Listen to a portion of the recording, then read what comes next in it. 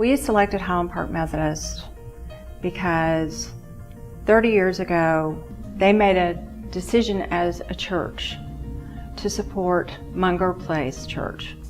And there was a tiny little food pantry in the basement, which became Wilkinson Center. There was this little Munger Place Methodist Church food bank that evolved into becoming the Wilkinson Center several years later. What it was just a room with canned goods. Initially, this was a very fledgling startup from absolute ground zero kind of an operation that evolved over time into a very substantial food bank. I think success for us is measured in mission. We want to be the church of the city. We want to look south to the city. We want to try to find large needs and use our assets, which really are money and volunteers. Our church, the Highland Park United Methodist, gave $150,000 in 1982. That'd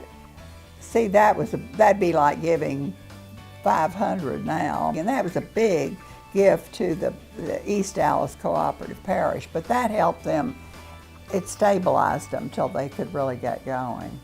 And we had food banks. We had clothing drives to give away clothing in these churches.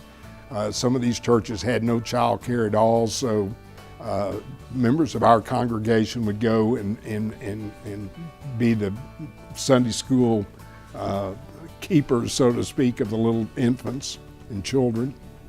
Highland Park Methodist, as an entity, is very entrepreneurial. They have the will and the leadership to take on big projects. I can't remember for Katrina the exact stats, but it was something like $1 million, 1 million pounds of food.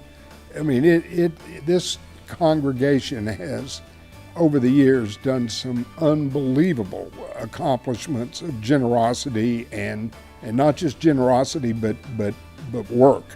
And that's an entrepreneurial, can-do kind of a philosophy that is just part of the culture of Highland Park United Methodist Church.